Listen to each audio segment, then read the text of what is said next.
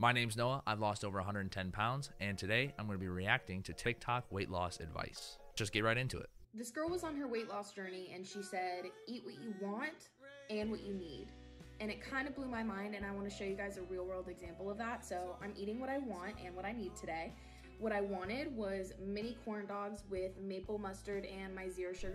I really like this. Eat what you want and what you need. This is something that people really screw up when they're first starting their weight loss. They feel like they have to only eat the quote-unquote clean and healthy foods. That's not the case. You also need to throw in the foods that you're craving, that you want to eat. I literally had a chocolate cookie before I recorded this today. All about the moderation and that balance. Best rule to think of this is called the 80-20 rule. 80% of foods that fuel you, and the other 20% is foods that you find that you just kind of crave. Fun foods. Dr. Pepper, so I am gonna eat that. But to keep me full, to keep me sustained, I'm also gonna eat what I need, which is something that looks a little bit like this. The rest of that video is her just explaining the foods that she ate, and I absolutely love every second of it. She also promotes drinking lots of water. All amazing things. I couldn't speak more highly of that video. Absolutely 10 out of 10. Big ol' thumbs up from me. Let's move on to the next one. I lost 7 pounds sustainably and healthily in the last. Okay, before we go any further, if you ever see somebody saying, I lost X pounds in a very short amount of time, that is not a good thing. Pretty much every time that kind of video is made, it's either entirely water weight and they're explaining that to you, or they're trying to sell you some sort of scam. Without changing what I'm eating. It doesn't involve calorie restriction, calorie counting, macro counting, spending hours in the gym. That excess fat is actually a symptom of an underlying cause, and that underlying cause is too much insulin. In the presence of insulin, your body's not burning fat. 3 things that keep insulin high in our bodies are refined carbs, eating, and insulin resistance. In the presence of insulin, your body is not burning fat. Incorrect. That's not how that works. So when you eat food, anything, when you eat literally anything, your blood glucose rises, okay? Your blood sugar increases, right? That's when you eat anything. Obviously, you eat like a super sugary carb, it's gonna rise even further. But as long as you're not diabetic, if that blood sugar rises, all insulin is doing is a hormone that gets released to respond and regulate that blood sugar. All it is. Eating. So of course we need to eat, we need to fuel our bodies, and we don't want to restrict the amount of calories that we're eating over a prolonged period. Chronic calorie restriction leads to lower metabolic basal rate and weight loss plateaus in the long run. Chronic calorie restriction, yeah, we don't want to overly calorie restrict, but an overall calorie deficit in the long run is going to be the only thing that we need to do to lose weight, and the only thing that we can do to lose weight. However, we tend to get there, and I feel like she's going to lead to us some sort of, maybe it's a detox tea or some sort of, who knows. Of time. Essentially, what I do is time restricted intermittent fasting. I just eat within an 8-hour eating window in. Okay. I have no problem with intermittent fasting. I just want to make that very clear. I don't typically do it, but I have no issue with it, and I don't have any issue with people that typically do it. However, context that she's using it in this video, this original creator is using it in this video, is not great.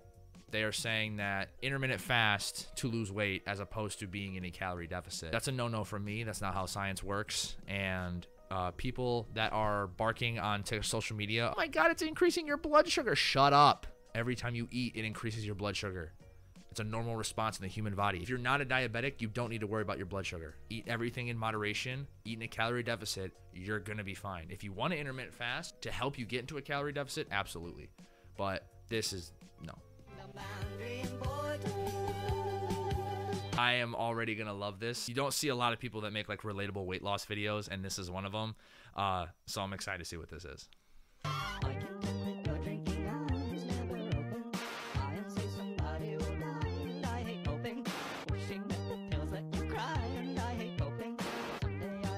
Okay, yeah, so you're freezing all the time after weight loss.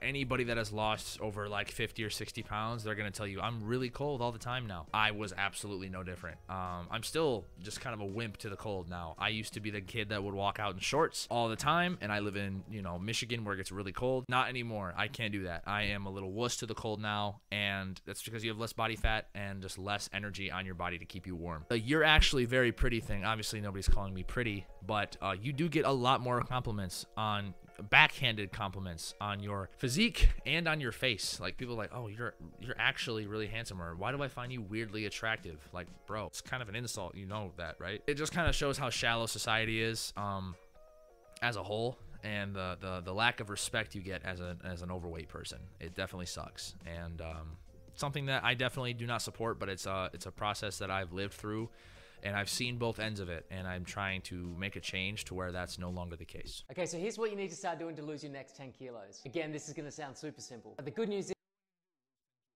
is you're gonna be capable of doing it, because simple gets done. Number one, you're gonna walk for 30 minutes a day, no excuses. From there, I want you to add in a 10-minute walk after lunch and a 10-minute walk after dinner. And if you really wanna get after it, I'm gonna talk about this for a second. Simple, get it done. That's 100% right. So, like, this might just be something small that you may have overlooked or don't think I should talk about. Keeping weight loss simple, keeping weight loss easy is the absolute way to go. People that try to make it an overcomplicated 20,000 step process don't ever get it done. aim for 10,000 steps a day. Fucking game changer that. 2, I want you to take your goal weight, not your current weight, and multiply it by 22. This is your daily caloric limit. So if you're 100 kilos and you want to be 90, this is how many calories you're going to be eating a day. Now the goal is to simply come as far under that number as you can while meeting your minimum protein intake. Here's a formula to calculate that. Okay, so one good, one meh. So love the step count, walking for 30 minutes a day, walking after meals, exceptional.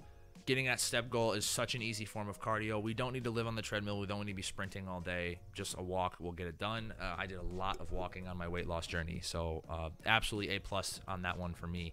However, I'm not 100% sure on this goal weight in kilograms times 22 as your calorie number. I typically just like to refer to a calorie calculator online. TDEE calculator is usually my favorite. And the one I refer to mostly for people that are asking me comments or my clients or anything like that. But I've heard a couple of these different equations that people like to give, just like baseline equations of your goal weight or your current weight, and you add or subtract or divide, or Pythagorean theorem, whatever. I think just using a calorie calculator is probably the easiest way to go, and probably the one that most people stick to. Overall, some pretty solid advice today. We had a couple no-nos.